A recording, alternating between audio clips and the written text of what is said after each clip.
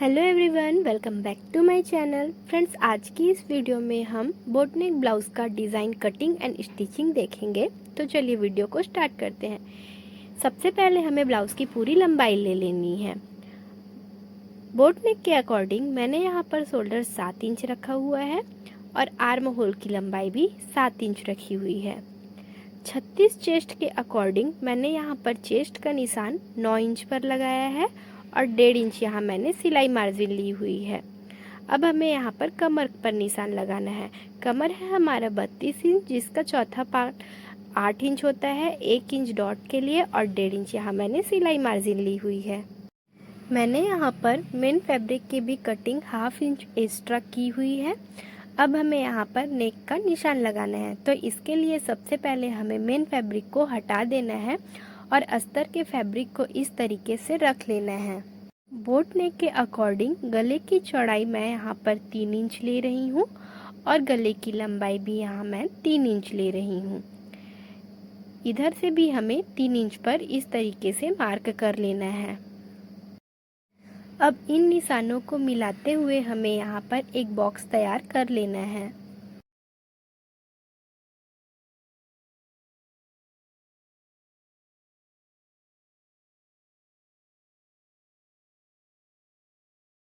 फिर कुछ इस तरीके से गोलाई देते हुए हमें यहाँ पर बोट नेक का शेप ड्रॉ कर लेना है। अब इसके बाद हमें यहाँ से 2.5 इंच नीचे मार्क करना है।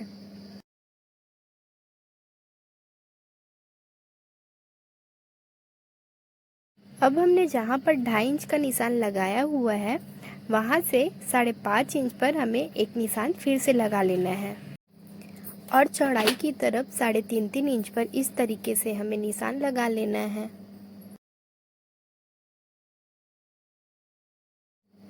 अब इन निशानों को मिलाते हुए हमें यहाँ पर एक बॉक्स तैयार कर लेना है।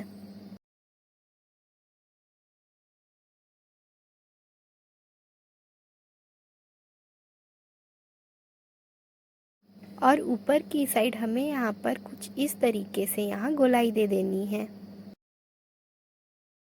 इसके बाद हमें यहाँ पर एक पेपर ले लेना है और इसे बीच से फोल्ड कर लेना है।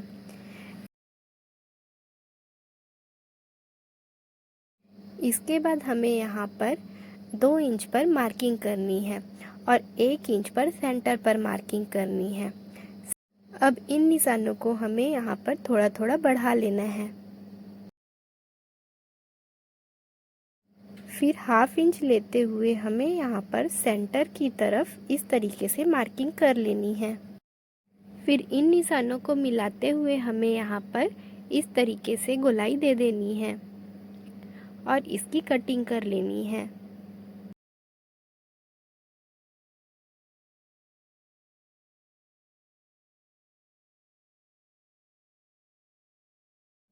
फिर हमने जो यह डिज़ाइन कट की हुई है उसे सेंटर में इस तरीके से रखना है और एज इट इज़ इस तरीके से हमें मार्क करते जाना है।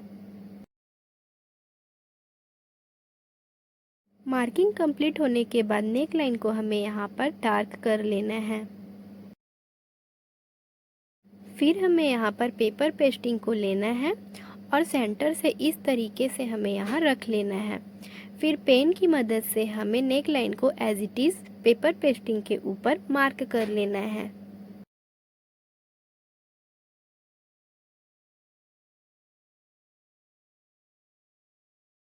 मार्किंग कंप्लीट होने के बाद इसे अच्छे से डार्क कर लेना है। फिर पेपर पेस्टिंग को यहाँ फोल्ड कर लेंगे और 1/2 इंच का या 1 इंच का मार्जिन लेते हुए हमें यहाँ पर इस तरीके से एक्स्ट्रा मार्जिन लेकर निशान लगा लेना है। इस तरीके से नेक लाइन यहाँ कंप्लीट हो गई है। अब सबसे पहले हमें अंडर नेक लाइन की कटिंग करनी है। यहाँ पर कटिंग बहुत ही फिनिशिंग से करना बहुत ज़रूरी है। इससे हमारा नेक लाइन काफ़ी अच्छे से बनकर तैयार होता है। इसके बाद अब हमें यहाँ पर आउटर नेक लाइन की कटिंग कर लेनी है।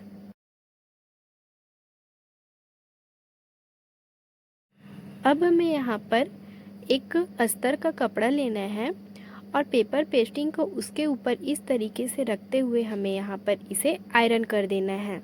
अब हमें इसे हटा लेना है।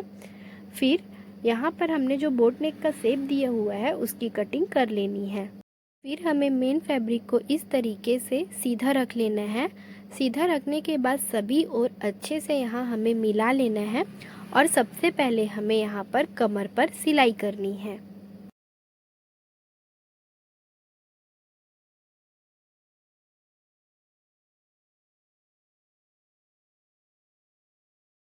सिलाई कंप्लीट होने के बाद हमें यहाँ पर कपड़े को बराबर से करते हुए नेक लाइन के पास ऑल पिन को यहाँ हमें सेट कर लेना है और 1 फुट का मार्जिन लेते हुए हमें यहाँ पर नेक की सिलाई कर लेनी है। फिर इसके बाद हमें यहाँ ऑल पिन रिमूव कर लेने हैं और गले की छटाई कर लेनी है। गोलाई वाले जगह पर हमें यहाँ पर छोटे छोटे कट्स दे देने हैं। कमर की साइड भी हमें 1-2 जगह पर छोटे छोटे कट्स लगा देने हैं। इसके बाद हमें सिलाई वाले मार्जिन को अस्तर साइड लेना है और बहुत किनारे पर इस तरीके से हमें सिलाई करते जानी है। इससे हमारा गला बहुत ही फिनिशिंग से बनकर तैयार होता है। गला कंप्लीट होने के बाद हमें कमर पर भी इसी तरीके से सिलाई कर देना है।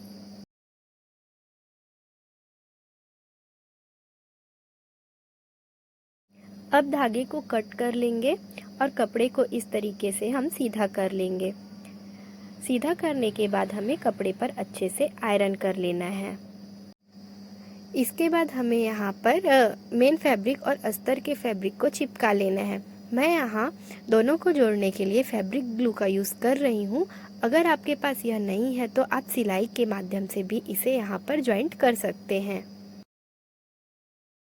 अब इसके बाद हमें इसे यहाँ हटा लेना है और हटाने के बाद हमने जो पेपर पेस्टिंग का कपड़ा लिया हुआ था आयरन करने के लिए, तो यहाँ हमने उसे ले लिया है और हाफ इंच का मार्जिन लेते हुए यहाँ पर इसकी कटिंग कर लेनी है। इसके बाद कपड़े को इस तरीके से फोल्ड करते हुए यहाँ पर हमें इसकी सिलाई कर देनी है।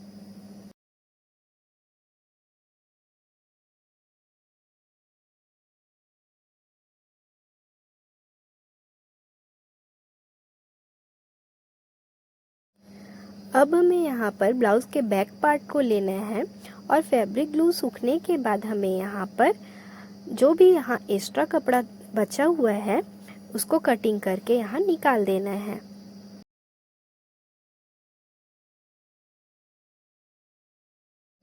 अब हमें इस तरीके से ब्लाउज को सेंटर से फोल्ड कर लेना है और फोल्ड करने के बाद सेंटर लाइन पर हमें चॉक से इस तरीके से यहाँ पर मार्किंग कर लेनी है।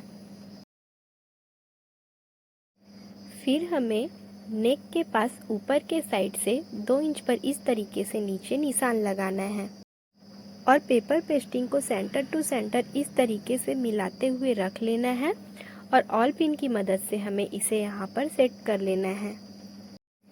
इसके बाद हमें यहाँ पर कॉर्नर पर प्रेशर फुट को इस तरीके से रखना है और यहाँ पर सिलाई करनी है।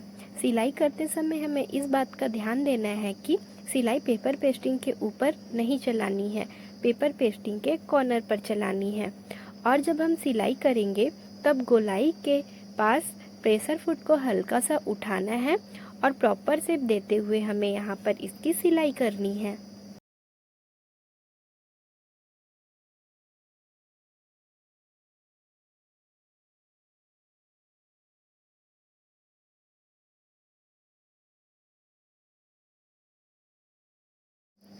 इस तरीके से हमारी सिलाई यहाँ पर कंप्लीट होती है। सिलाई कंप्लीट होने के बाद हमें यहाँ पर ऑल पिन रिमूव कर लेने हैं।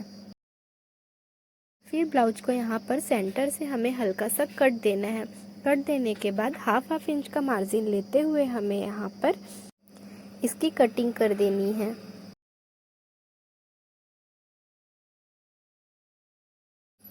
कटिंग कंप्लीट होने के बाद हमें यहाँ पर किनारों पर छोटे छोटे कट्स लगा देने हैं। कट्स लगाते समय हमें इस बात का यहाँ ध्यान रखना है कि सिलाई के ऊपर हमें यह कट्स नहीं लगाने हैं। इसके बाद हल्के हल्के हाथों से हमें यहाँ पर कॉर्नर के साइड से पहले कपड़े को बाहर निकालना है। फिर कपड़े को उल्टा करके हमें यहाँ पर इसे पलट देना है। इसके बाद हमें यहाँ पर इसको अच्छे से आयरन कर लेना है।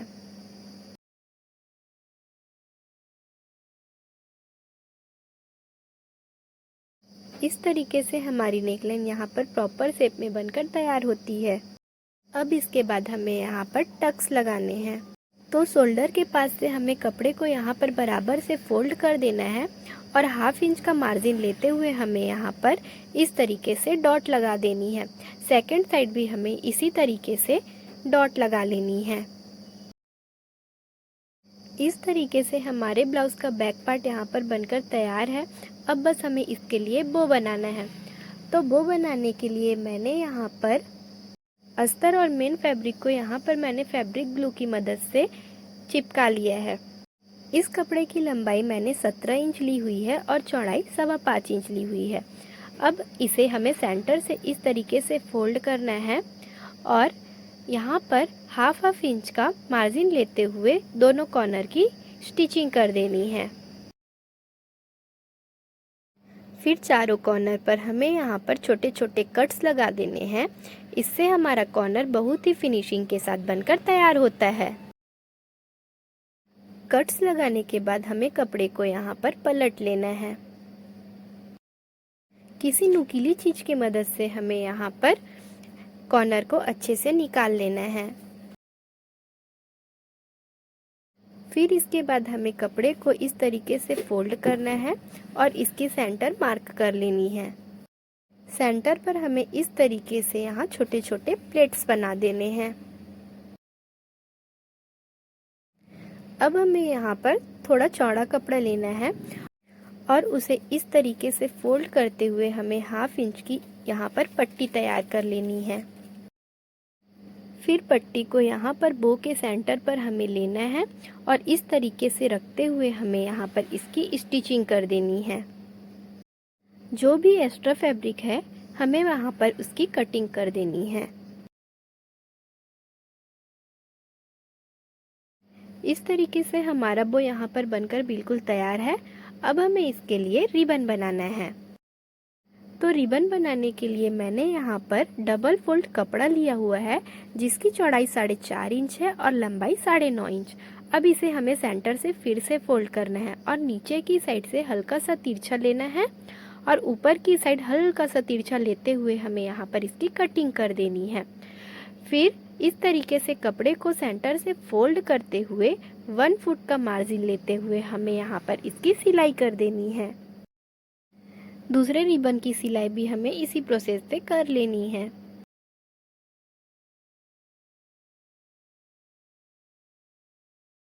अब इसके बाद हमें इसे यहाँ पर कॉर्नर से कट करना है और इसे यहाँ पर हमें यहाँ पलटा लेना है। पलटाने के बाद हमें कॉर्नर को यहाँ पर अच्छे से निकाल लेना है। इसी तरीके से दूसरा रिबन पलटकर हमें तैयार कर लेना है। अब दोनों रिबन की नोक वाली साइड को एक दूसरे की तरफ मिलाते हुए यहाँ पर रख लेना है और हल्का सा क्रॉस देते हुए इस तरीके से रखना है और यहाँ इसकी सिलाई कर देनी है और एक्स्ट्रा कपड़े की कटिंग कर देनी है। इसके बाद हमें यहाँ पर ब्लाउज के कपड़े को लेना है और सेंटर से इस तरीके से फोल्ड करते हुए हमें सेंटर मार्किंग कर लेनी है। जहाँ पर हमने मार्क किया हुआ है वहाँ पर रिबन को इस तरीके से रखना है और इसकी सिलाई कर देनी है। अब इसी के ऊपर हमें यहाँ पर बो को सुई धागे की मदद से स्टिच कर लेना है। इस तरीके से हमारे ब्लाउज की यह नेक डिज़ाइन बनकर कंप्लीट होती है। आपको ब्लाउज़ की यह डिज़ाइन कैसी लगी कमेंट में ज़रूर बताइएगा। अगर वीडियो अच्छी लगी हो तो लाइक कीजिएगा और इसी तरीके के और भी न्यू वीडियो के लिए मेरे चैनल को सब्सक्राइब कीजिएगा।